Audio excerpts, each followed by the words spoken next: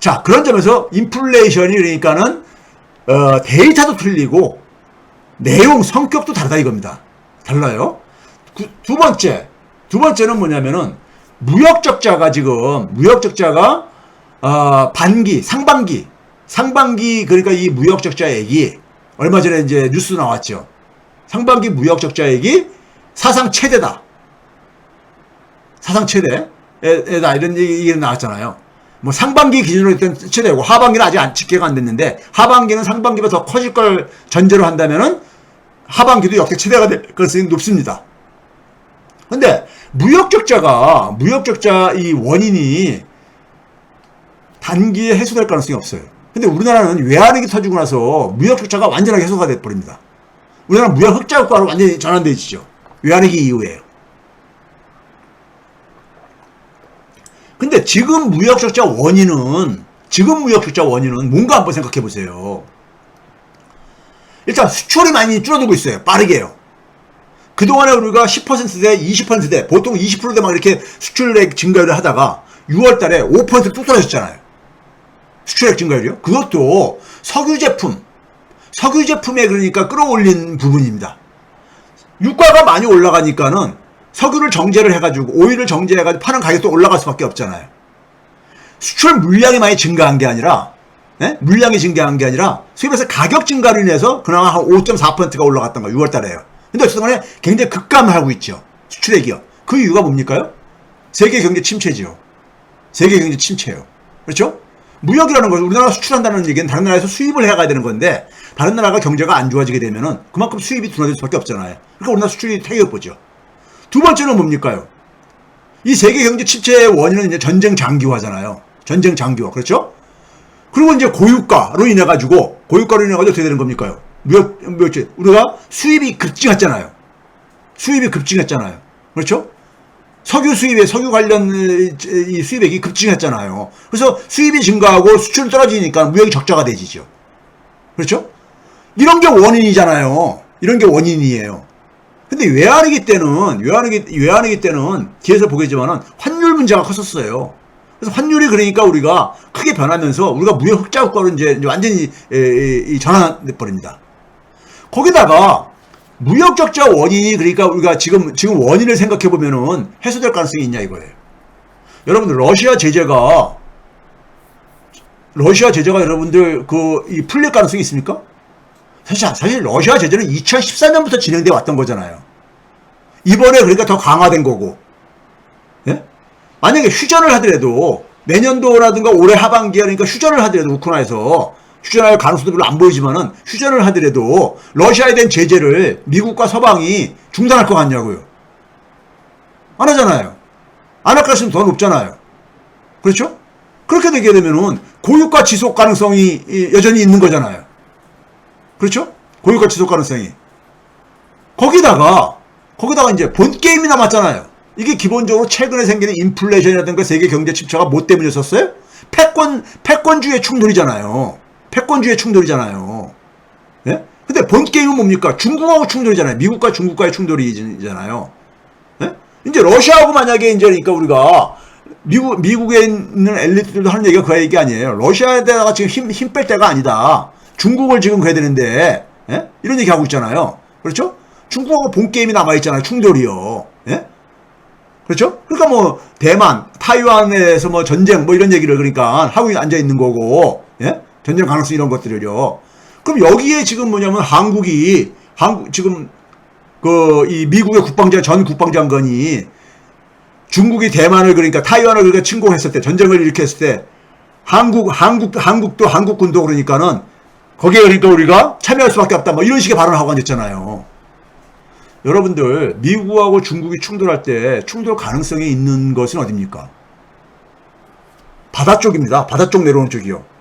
중국은 그러니까 이쪽으로 내려와야 되니까요. 근데 인도양 쪽에서는 충돌할 가능성 제가 볼 때 거의 없습니다. 왜? 인도가 원치 않거든요. 네? 인도가 미국의 일방적인 편을 들어가지고 중국을 하고 그러니까 이렇게 싸움할 가능성은 제가 볼 때는 제로입니다. 네? 제로예요. 극단적으로 표현한다고 할지 모르겠지만 제로예요. 그 다음에 남중국해? 아세안 국가들이 중국하고 충돌할 가능성? 그것도 거의 없습니다. 제가 볼 때는요. 그러니까 인도하고 아세안이 그러니까 어느 정도 그러니까는 거기 그쪽은 좀 억제를 시키는 지역인데 나머지 남아있는 지역이 어딥니까? 그럼요. 이 동북아죠, 뭐, 동북아. 대만 근처에 있는, 예? 동북아입니다. 그래서 한미일 군사동맹을 만들려고 하는 거 아니에요. 미국이요. 예? 일본도 원하는 거고. 그러니까 이 패권주의 충돌이 지금 기본적인 원인이에요. 세계 경제 그러니까는 이 부담을 주는 근본적인 원인은 패권주의 충돌이잖아요. 패권주의 충돌이에요. 이거를 그냥 그러니까 아주 그냥 좀 멋들어지게 표현하려고 탈세계화 이런 표현하는데 탈세계라는 게 뭐예요? 이거 그러니까 중국과 러시아를 배제하고 다시 그러니까 공급망을 구축하자는 거 아니에요. 예? 이게 그러니까 예, 이건 사실 어떻게 보면 세계 경제가 이렇게 상호 다르게 연결되어 있는 거를 끊겠다는 거 아닙니까? 끊겠다는 거예요. 그 충격이죠, 지금요. 그 충격입니다. 예? 그 충격이에요. 유가 상승이든 원자재든 간에 다 이게 그 공급망 충격이라고 얘기를 하잖아요, 우리가요. 예? 세계 경제 침체가 바로 그 원인이란 말이에요. 근본 원인은 패권주의 충돌이에요. 그런데 한국이 지금 미중 갈등에 한복판으로 들어가고 있잖아요. 그런 점에서 대한민국의 무역 적자 원인이 단기에 해소될 가능성 저는 없다고 봅니다. 없다고 봐요. 제가 오늘 다스베이다에서 뭘 얘기했냐면은 우리나라 국민들 좀 죄송한 얘기지만은 고난의 행군에 대해서 대비를 해야 된다 이런 얘기를 했어요.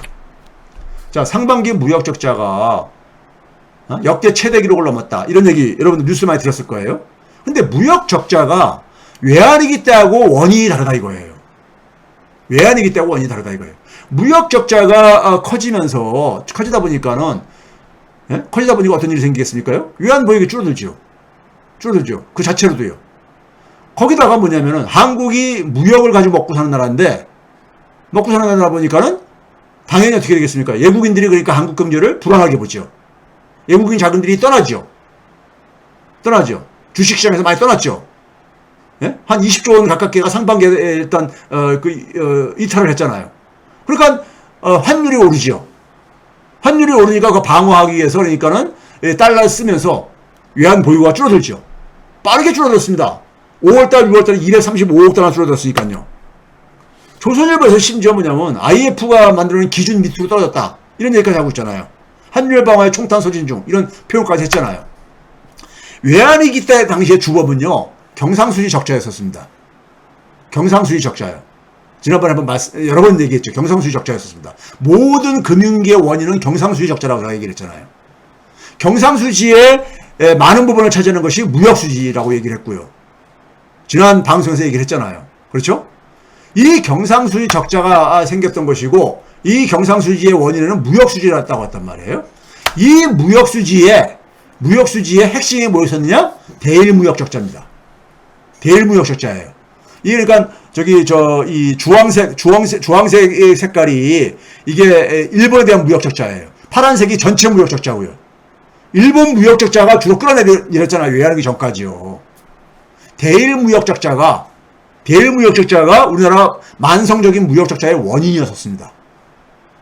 그 이후에 그러니까 우리가 무역흑자 지난 20년 동안에 2002년부터 지난 20년 동안에 그러니까 우리가 무역흑자 국가로 전환되는데 그 중에 절반은요. 한 절반 정도는 중국으로부터 무역흑자가 만들어낸 결과입니다. 예? 만들어낸 결과예요. 대일무역적자는 계속되고 있거든요. 지금도요. 계속되고 있는 상황이거든요. 자, 외환위기 이후에 자, 우리가 환율이요. 90년 1월달부터 앞에 부분 보게 되면 외환위기 전까지 환율이 한 800원도 안 되고 그랬었습니다. 평균이요. 그린 색깔로 박스돼 있잖아요. 그러다가 2000년 이후에 환율은 제가 얘기했잖아요. 1100원에서 1200원 선에서 되게 형성되었었다.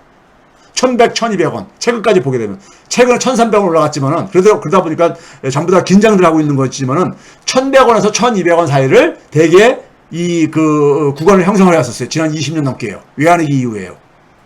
그러니까, 환율이 어느 정도 갑니까? 최대 한 3, 400원 올라간 거잖아요. 3, 400원 올라간 거잖아요. 그러니까, 이걸로 인해가지고 수출 대기업들이 굉장히 재미를 본 거예요.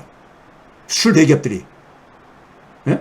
1달러당 1,000원일 때, 현대자동차가 자동차 한 대를 3만 달러에 팔게 되면은, 얼마가 한국 돈으로 들어오는 겁니까? 1달러당 1,000원이니까 3만 달러 곱하기 1,000원 하게 되면 3천만 원이 들어오는 거잖아요. 근데 1달러당 1,200원이면요. 3만 달러에 수출하게 되면 3,600만 원이 들어오는 거잖아요. 예? 600만 원이 그냥 똑같은 자동차 한 대 수출했는데 600만 원이 더 증가하는 거잖아요. 대기업들이 이 환율에 엄청난 그러니까 혜택을 보게 됩니다. 우리나라는 수출의 주력 부대가 대기업이니까요. 예? 환율이 이렇게 올라가면서 이렇게 됐던 겁니다. 자, 외환위기의 가능성이 이렇게 부상되고 있는 것을 우리가 진단하려면요, 전문가들이 우리나라 외환보유액이 많기 때문에 걱정할 거 없다, 이제 이런 얘기 하는데, 문제는요, 지금 경제 위기는 단기적으로 끝날 문제가 아닙니다. 단기적으로 끝날 문제가 아니에요. 지금 제가 했잖아요. 앞에서 새로운 처음형 인플레이션, 새로운 처음형 경제 충격이라고 했잖아요. 이 새로운 처음형 경제 충격의 공통점이 뭔지 아세요? 여러분, 팬데믹을 우리가 2020년 초부터 우리가 경험해가지고 지난해 하반기부터 우리가 이제 좀 해방되는가 했잖아요. 근데 우리가 벗어났습니까? 최근에 다시 또 지금 바이러스가 다시 또 재유행 지금 이 조짐을 보이고 있잖아요. 그렇죠? 근데 우리가 그 팬데믹이 터졌을 때 어떻게 대응을 했습니까? 백신 개발로 접근했잖아요. 백신 개발로요. 근데 백신 개발은 원인 해결의 근본적인 해결책이 아니잖아요. 예? 왜 그렇습니까? 백신을 이게 바이러스들이 그러니까 자기들도 살 것을 필요로 하는데, 예? 일단은 백신을 개발하기 전까지는 어떻게 됐었습니까? 사회적 거리두기로 해서 봉쇄를 한다거나 해서 많은 비용을 지불했죠. 시간도 요구했고요. 시간도 많이 걸렸죠. 그동안의 경제가 그러니까는 2020년에 다들 마이너스로 곤두박질 치고 그랬잖아요. 성장률이요. 2020년도에요. 그렇죠? 그게 비용이죠. 그리고 이제 우리가 백신 개발을 이제 그러니까 우리가 하기 시작하면서 좀 이제 진정 들어갔는데 여전히 깨끗하게 해결된 게 아니잖아요. 새롭게 변이가 계속 나오고 진화하고 있잖아요. 그렇죠? 지금 그래가지고 이 팬데믹으로 인해서 한 2년 갔잖아요. 2년 갔어요.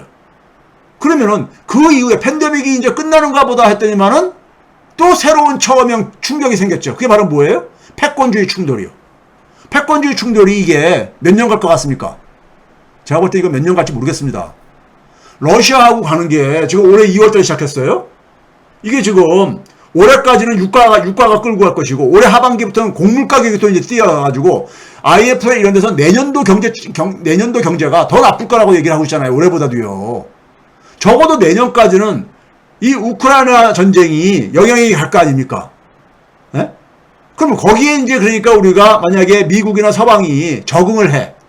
우리가 바이러스에 적응을 하듯이요. 적응을 하면 끝난 겁니까? 또 중국하고 또 이제 충격이 남았잖아요. 또 어떤 또 새로운 그러니까 우리가 새로운 처음형 충격이 나타날 때 또 어떻게 하라 그럴까? 기후위기 같은 충격이 나타날지 뭐가 나타날지 어떻게 하냐고요. 이게 장기적인 싸움이에요 지금요. 이 새로운 처음형 충격은 지금 계속해서 연속적으로 일어나고 있다고요. 그러면은 이런 상황 속에서 우리나라에 지금 그러니까 우리가 무역 적자가 줄어들고 외환보유액이 여전히 4,300억 달러가 넘어가지고 충분하다 뭐 이런 얘기를 하는 사람들.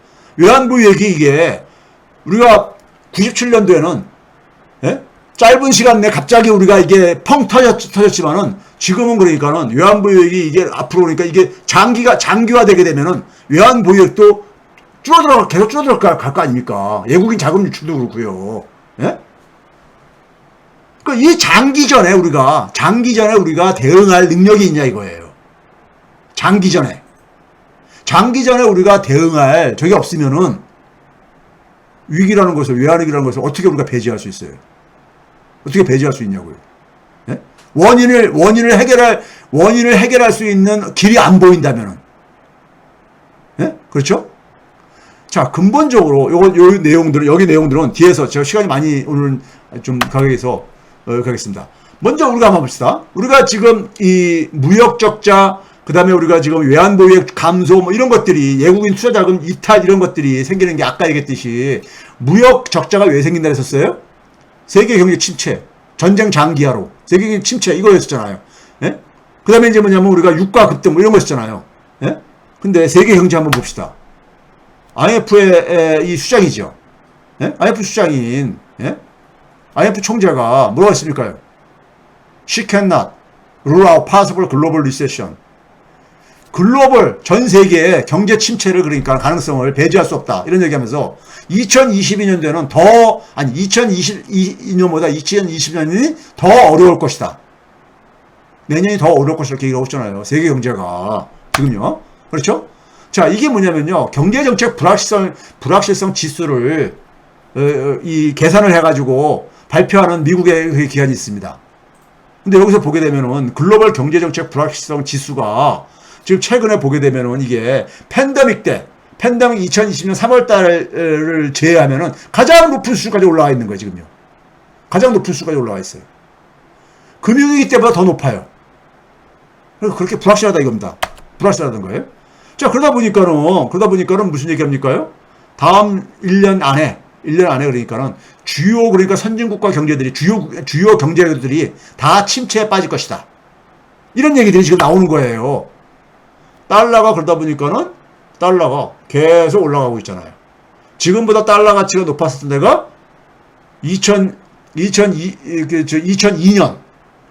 그러니까 그 소위 닷컴 버블이 붕괴됐을 때, 그러고 경제 침체가 왔을 때, 그때, 그리고 그 이전에는 80년대 침체 이후에 왔었던 이때거든요. 그러니까 달러가 지금 하염없이 지금 달러 가치가 상승하고 있잖아요. 그러다 보니까 어떤 일이 생기고 있습니까? 세계 개도국, 신흥국가들이 지금 파산 위기로 지금 내몰리고 있잖아요.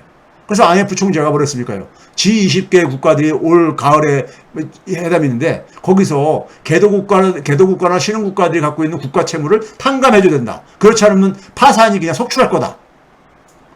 지금 신흥국가들의 파산 가능성을 굉장히 지금 높게 보고 있어요. 이게 단기간 내에 끝낼 게 아니기 때문에. 그러다 보니까 어떻게 됩니까요? 자금이 빠르게 역류를 하고 있는 겁니다. 되게 금융위기는요, 그동안에 그러니까 2년 동안에 엄청나게 풀렸던 그 값싼 달러가 풀렸던 것들이, 전 세계 막 풀렸던 것들이, 이게 다시 다 이제 미국으로 환류가 되는 거예요. 갑작스럽게 이게 쫙 빠져나가면서 그걸 방어를 못하게 되면, 그게 이제 금융위기 외환위기 터지는 겁니다. 우리가 과거 97년도에 그랬듯이요.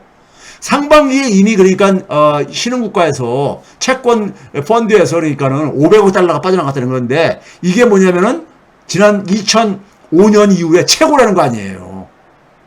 최고로 많이 빠져나간 돈이라는 거잖아요. 금융위기 때문에 더 많이 빠져나갔다는 거 아니에요, 지금요. 예? 자, 미국 경제 정책의 불확실성을 짓습니다. 미국 경제 정책도 굉장히 지금 불확실한데 2008년도 금융위기 때에 지금 근접해 가고 있다. 이런 얘기하면서 이미 미국 침체에 진입했다고 얘기를 하고 있죠. 최근에 이제 그러니까 우리가 미국의 고용 지표가 괜찮기 때문에 미국에는 침체가 없다 그러는데 월가에서 이런 얘기를 했어요. 미국이 침체에 있다면은 그것은 매우 그러니까 이상한 것이다. 그 이상한 이유가 뭐냐면은 이 고용은 굉장히 좋다 이거예요. 고용이. 예? 6월달 고용도 나온 거 보니까 고용 지표가 굉장히 좋다 이거예요. 예? 그런데 이제 그 밑에 이제 CNN에서는 뭐라고 했냐면은 미국은 침체로 빠져들어갈 것이다. 근데 반드시 그럴 필요는 할 필요는 없다. 로고프라고 하버드 교수 있죠. 이 사람이 이런 얘기 했다는 걸 이제 썼어요. 그러니까 미국의 이 경제 침체에 대해서 상당히 지금 그러니까는 이 상반되는 의견들이 이렇게 지금 공존을 하고 있죠. 근데 이 고용 지표 때문에 그런 거예요. 고용 지표 때문에. 근데 한번 봐봅시다. 3대 고용 지표를 보게 되면은 실업률, 고용률, 경제활동 참가율입니다. 먼저 지난 20년간 미국의 실업률을 봐보세요. 실업률로 보게 되면은 미국 고용 굉장히 좋은 겁니다. 3.6%니까요. 최근에. 과거 금융위기 전에 4%대였었거든요. 3.6%니까 굉장히 좋은 거죠. 근데 고용률을 보게 되면은 60%가 안 돼요. 고용률이라는 건 뭐예요? 경제 생산활동을 할 수 있는 사람 중에서, 할 수 있는 인구 중에서, 그러니까 얼마나 취업자가 얼마나 되냐, 이 문제죠. 이 문제예요. 물론 인구 증가 때문에, 특히 고령인구의 증가 이런 것 때문에 이제 그러니까 고용률이 떨어졌다고도 하지만은 여전히 고용률이 그러니까는 금융위기 이전은커녕 팬데믹 이전도 그러니까 회복이 안 된 상태입니다. 예? 그 이유가 경제활동 참가율을 보게 되면 계속 떨어지고 있잖아요. 2000년대 초에 비해서 한 5%포인트가 줄어들었어요. 줄어들었어요. 예? 사람들이 그러니까 경제활동을 안 하는 사람들이 많다는 얘기인 거잖아요. 경제활동 참가율이 떨어진다는 얘기는요. 예? 그렇죠? 그런 점에서 미국의 고용지표를 그렇게 우리가 긍정적으로 볼 부분은 아니라 이겁니다. 특히 핵심 노동은요. 가장 왕성하게 일할 나이가 25세에서 54세로 해가지고 프라임 에이지라고 하거든요. 프라임 에이지. 핵심 노동력들을 보게 되면은 핵심 노동의 고용률 추이를 보게 되면은 금융위기 아니 팬데믹 이전을 아직 회복을 안 됐잖아요. 6월달에 79.8%거든요. 팬데믹 이전에 80.5%였습니다. 회복이 안 됐어요. 가장 왕성하게 활동할 나이가 25세에서 54세인데 이 연령층조차도 그러니까는 고령 인구가 그렇다는 건 이해가 가는데 이 연령층조차도 그러니까는 고용률이 그러니까 아직 팬데믹 이전 수준을 회복하지 않았다 이겁니다. 예? 거기다 최근에 좀 약간 꺾이기까지 있다 이거예요. 그런 점에서 고용지표를 보고서는 그러니까는 지금 이 고용지표가 최근에 취업자 증가 같은 경우는 팬데믹 때 굉장히 많이 줄어들었었잖아요. 줄어들었던 것이 회복되면서 나타나는 현상이고 이게 결국 아직 팬데믹 이전을 회복하지 못했다는 점에서 고용을 그렇게 우리가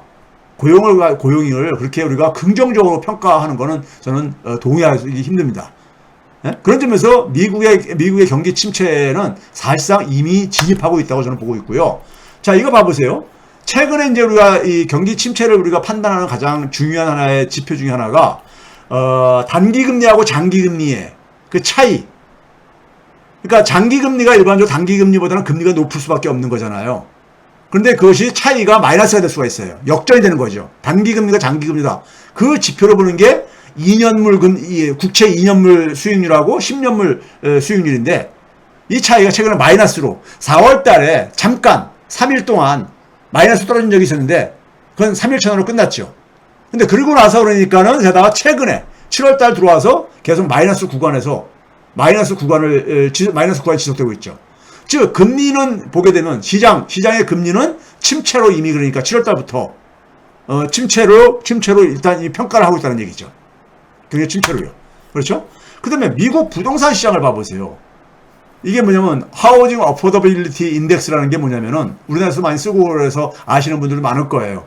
이게 뭐냐면은 사람들이 얼마나 그러니까는 이 주택을 구입했을 때 주택 구입 부담 능력을 이제 우리가 보는 건데, 예를 들어서 금리라든가 원리금 있잖아요. 원금과 이자를 갚아야 되는 돈이요. 이것이 그러니까 소득에서 차지하는 비중 정도인 거예요. 이게 그러니까 어느 정도 그러니까 부담이 가능할 것이냐를 보는 거잖아요. 예? 중위소득 가구를 중심으로 해가지고 30년 고정 모기지 금리하고 20% 계약금을 내고 그러니까 주택을 구입했을 때 나머지는 대출금이라는 얘기지. 80%는 얘기는요. 했을 때 이것이 지금 보게 되면은 2006년 금융위기 직전 상태 이전 수준까지 지금 근접하고 있잖아요. 102.5. 2006년 7월 달이 소위 말해서 미국에서 이 부동산 그러니까 대출 상한율이 떨어지기 시작하는 이때입니다. 주택 가격이 떨어지기 시작했대요. 예? 2006년부터 진행됐습니다. 이미 그러니까요. 그때 수준으로 지금 돌아가고 있잖아요. 그러니까 사람들이 뭐냐면 부담을 느낀다는 얘기죠. 부담을 느낀다는 거예요. 금리가 올라가고 그러니까요. 그렇죠? 그래서 이게 급격하게 지금 하락하고 있잖아요. 급격하게요. 자, 미국의 부동산 이 구입자들이 지금 뭐냐면은 계약했던 것을 그러니까는 이 캔슬하고 있는, 취소하고 있는, 이게 그러니까 최고를 지금 기록하고 있다는 거예요. 그러니까 사람들이 뭐냐면 괜히 주택 샀다가 낭패를 보겠다 해가지고 안 사는 거죠. 구매를 취소하는 거죠. 그렇죠? 시장도 그러니까 우리나라가 그러니까 이 매매가 급격하게 줄어들듯이요.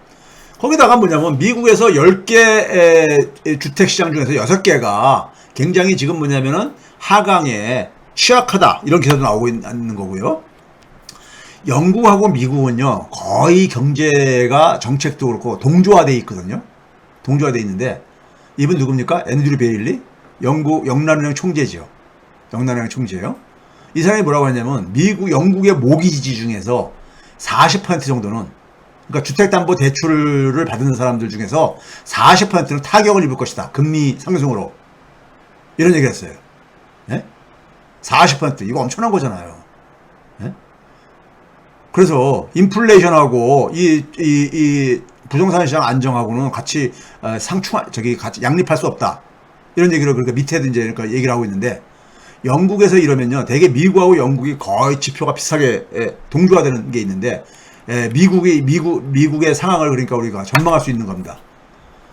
근데 연준이 그러니까는 최근에 이제 이렇게 자산 시장이 부동산 시장까지 지금 이제 미국도 이제 그러니까는 이게 그 분위기가 바뀌고 있고 그러다 보니까 주식시장은 이미 그러니까 굉장히 타격을 받잖아요. 근데 부동산 시장까지 이게 그러니까 타격이 넘어가고 있다 보니까는 무슨 얘기가 나오고 있습니까? 최근에 지난번에도 얘기했지만은 굉장히 목소리가 강해지고 있습니다. 연준이 금리를 지금 굉장히 실수하고 있는 거다. 예? 연준이 지금 금리를 빠르게 올리고 있는데 이거 실수하고 있는 거다. 막 이런 얘기를 하고 있는 거예요. 예? 지금 뭐냐면 이 경기 침체 리스크에 중앙은행이니까는 연준이 좀 이제 이렇게 대응을 해야 되는데, 근데 연준이 만약에 여기서 그러니까 경기 침체를 걱정을 해가지고 금리 인상을 만약에 중단할 가능성, 이걸 월스트리트 저널에서 뭐라고 했냐면은 연준이 그러니까는 뭡니까? 경기 침체로 인해 가지고 다시 금융 완화로, 통화 완화로 이렇게 가게 되면은 과거 70년대처럼 금리를 막 인상하다가 경기가 침체 빠지니까 다시 그러니까 멈췄다가 다시 또 인플레가 생기니까 다시 또 올리고, 이런 그러니까는 스탑앤고가 하면서 우왕좌왕하는 게 다시 되풀이될 수 있다. 그러면서 어려움이 더 오래 갈 수 있다. 그러니까 유혹에 빠질 때가 아니다 지금. 이런 얘기를 하고 있는 거거든요 지금요. 예? 인플레하고 침체 조짐이 보인다고 해가지고 금리 인상을 그러니까 일부에서 지금 얘기하는 것대로 반응을 해가지고 멈추게 되면은 큰 낭패를 보게 될 것이다. 다시 또 인플레가 올라가가지고 그럴 것이다. 이런 얘기하는 거예요. 자, 이게 이제 미국이고요. 유럽 한번 봐보세요. 이분 누굽니까? 전 IMF 총재지요. 그렇죠? 지금 이제 우리가 유럽 중앙은행의 총재죠. 지금은 유럽 중앙은행 총재죠.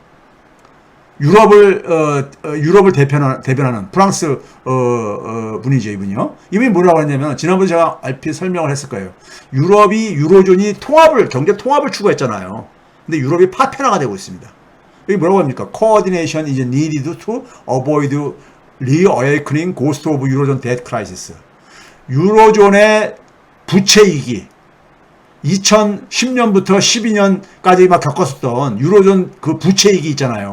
이것의 유령을 그러니까는 깨우고 있는, 이게 살아나고 있는데 깨워주고 있는데, 이걸 피하려면은 이게 유럽이 그러니까 서로가 협력을 해야 된다 이거예요. 그 당시에 뭐냐면은 유럽에 있어서 그러니까 독일이라든가 북유럽 국가들, 소위 말해서 재정 건전성을 강조하는 나라들하고, 그다음에 남유럽 국가들, 국가 채무가 굉장히 급증했던 나라들, 이런 나라들하고 그 갈등이 심해가지고 유럽이 파편화되면서 유로존 위기가 굉장히 장기화됐는데, 이런 게 지금 그러니까 다시 그러니까 지금 살아나고 있다 이거예요.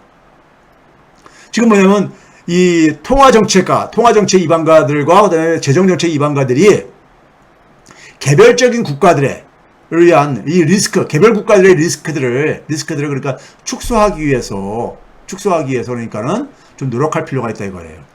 예? 금리가 올라감에 따라서. 그러니까 개별 국가들마다 지금 이게 편차가 심하다고 얘기했잖아요. 제가 지난번에 얘기했죠. 이게 독일 금리하고 소위 남유럽 국가들하고 금리 차이가 갈수록 벌어지고 있다 그랬잖아요. 예? 이게 유로존 위기 때 겪었던 거였었거든요. 예? 유로존 위기 때. 그러니까 그러면 금리가 오르는 나라들이 더 힘들 게 아닙니까? 그 채무 상환 부담이 증가하는 거니까요. 예? 그다음에 국채 발행도 굉장히 힘들어진다는 얘기니까요. 그러니까 과거 유로존 위기 때처럼 또 파편화가 돼가고 있다 이거예요. 예? 이거를 그러니까 같이 그러니까 협력을 통해서 이 문제 있는 국가한테 책임을 이렇게 떠넘기기 시작하게 되면은 과거의 유로존 위기 때 그런 이 문제가 다시 반복될 수 있다는 얘기예요. 그 유령이 지금 그러니까 배회하고 있다는 얘기예요. 인플레율도 그러니까 나라들마다 굉장히 차이가 있다 이거예요, 지금요. 차이가 있는데 높은 나라는 이건 니네들 문제야. 이렇게 하면 안 된다 이거예요. 예? 자, 이게 지금 최근에 파이낸셜 타임스에 소개된 기사인데요. 이게 작년 겨울부터 이게 이미 터져나오기 시작했죠. 프랑스의 재무부 장관, 경제재정장관인데 브리노 르메르라는 사람이 있죠. 프랑스 우리나라로 하게 되면 기재부 장관 같은 경우고, 독일에 그러니까는 기재부 장관이 크리스티안 린드너죠. 프랑스하고 독일이 그러니까 충돌을 하고 있는 겁니다. 이 브루노 르메르가 최근에 뭐라고 했냐면은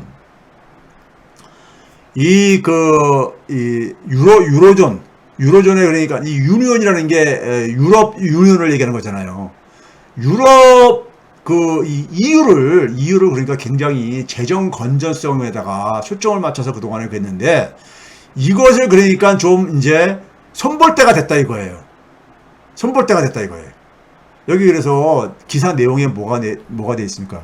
EU의 유럽연합의 debt rule, 부채 규칙. 소위 말해서 국가 채무는 GDP 대비 60% 이내. 그 다음에 재정적자는 GDP 대비 마이너스 3%, 재정적자는 3% 이내. 이런 거 있잖아요. 이런 룰이요. 이것들은 이제 더 이상 쓸모없다 이거예요. obsolete. 쓸모없다 이거예요. 이런 얘기를 합니다. 쓸모없다 이거예요. 지금 팬데믹 비용을 지불하면서 사실상 100% 다 넘어버렸거든요. 전쟁을 지금 하고 있고, 그걸로 인해서 인플레이션이 올라가고 있어. 이런 상황 속에서 이 유럽 계속해서 이런 것들이 반복되고 있는데, 그래서 다 100%가 현실로 다 넘어가 버렸는데, 예? 그리고 재정적자도 그러니까 3% 이내에서 관리하기 힘들고 있는데, 이 유럽연합에서 정한 과거에 그러니까 이 부채 규칙을 계속해서 그것을 흘러간 노래 레코드판 틀듯이 하는 것이 이게 무슨 의미가 있냐 이거예요. 그래서 무슨 얘기입니까? This concept of frugal states. 지금 뭐냐면은 이 국가도 재정 건전한 상태의 이 개념이라는 것은 오랫동안 이미 죽었다 이겁니다. 이거는 그러니까요. 작동이 안 되고 있다 이거예요. 작동이요. 네? 작동이 안 되고 있다 이거예요. 그래서 이 오른쪽으로 보게 되면요, 시간이 없으니까는 프랑스 이 재무장관의 이러한 새로운 그 주장, 좀 유럽의 이 채무 룰에 대한 좀 다시 개혁을 하자 이거죠. 네? 그리고 유럽이 지금 돈을 투자할 때도 많다 이거예요. 뭐냐? 재생에너지라든가 이 기후 위기를 다루기 위해서, 네? 이 재생에너지에 상당한 투자도 할 필요도 있고, 거기다가 뭐냐면 러시아 침공을 해서 봤듯이 그 국방비 지출도 더 할 필요가 있다 이거예요. 이거 돈 쓸 데가 많다 이거예요. 돈 쓸 데가 많기 때문에, 많은데, 유럽연합이 하고 있는 그 채무 부채 규칙. 이걸 가지고, 이거 지금 이미, 그러니까, 현실 속에서 완전히, 그러니까 이미 이 사장돼버린, 의미가 없어져버린 이걸 계속해서 타령하고 앉아있으면 이게 현실적으로도 비현실적이고, 예? 더 의미가 없다 이거죠. 이 주장이, 맨 밑에 보게 되면은 크리스찬 린드너 독일의 그러니까 재무장관은 뭐냐면 더 그러니까 재정을 건전하게 된다. 이 주장하고 좀 충돌하고 있다 이거예요. 유럽이. 예? 유럽도 이런 충돌을 하고 있는 거예요. 그러니까 유럽도 그냥 파편되고. 그래서 그러다 보니까 러시아 메드베토프인가요? 이런 사람한테 이런 조롱까지 당했죠. 유럽에 그러니까 요즘 보게 되면은 그 제대로 된 지도자가 없다. 지도자가 없는 시대다. 과거에 유럽 통합을 꿈을 꿨었던 시절에 유럽에 그러니까 위대한 지도자들도 많이 나오고 그랬었는데, 요즘은 유럽에 좀 제대로 된 지도자들이 없다 이거예요. 똑똑한 지도자들이 좀 정치 지도자, 존경할 만한 정치 지도자가 안 나온다 이거예요. 이런 조롱까지 나가고 앉아있는 게, 예? 유럽이 이렇게 파편화되는 거죠. 정치 리더십이 굉장히 빈곤한 거죠. 그래서 여기서 보시게 되면 또 이제 파이낸셜 타임스에 이 인플레이션이 지금 지금 유럽이 굉장히 빠르게 올라가고 앉아있잖아요. 빠르게 올라가고 앉았으니까는 유럽 중앙은행에다가 뭘 올려냐? 보다 공격적으로 금리를 올려야 된다는 것을 지금 이제 그러니까는 유럽 중앙은행 회의록을 보니까는 그게 드러났다는 거 아닙니까? 7월 달에 지금 그러니까 원래 0.25% 올리려고 했는데 7월 말에 지금 있죠. 유럽 중앙은행 통화정책 회의가요. 근데 여기 마찬가지로 빅스텝을 그러니까는 필요하다고 지금 얘기를 하고 있다. 이런 얘기를 하고 있단 말이에요. 그러니까 유럽도 지금 뭐냐면 유럽이 이렇게 올리게 되면 유럽도 침체가 불가피할 게 아닙니까? 그렇죠? 그래서 국제사회가 뭐냐면 재정을 지금 그러니까 더 투입할 때도 많고, 재정을 그러니까 자꾸만 이렇게 억제시키게 되면은, 어찌되는데, 우리나라는 어떻게 하고 있습니까? 지금 윤석열 정부에 들어가가지고, 예? 재정 규칙 강화하겠다고 이러고 앉아있잖아요. 예? 강화하겠다고 그러잖아요.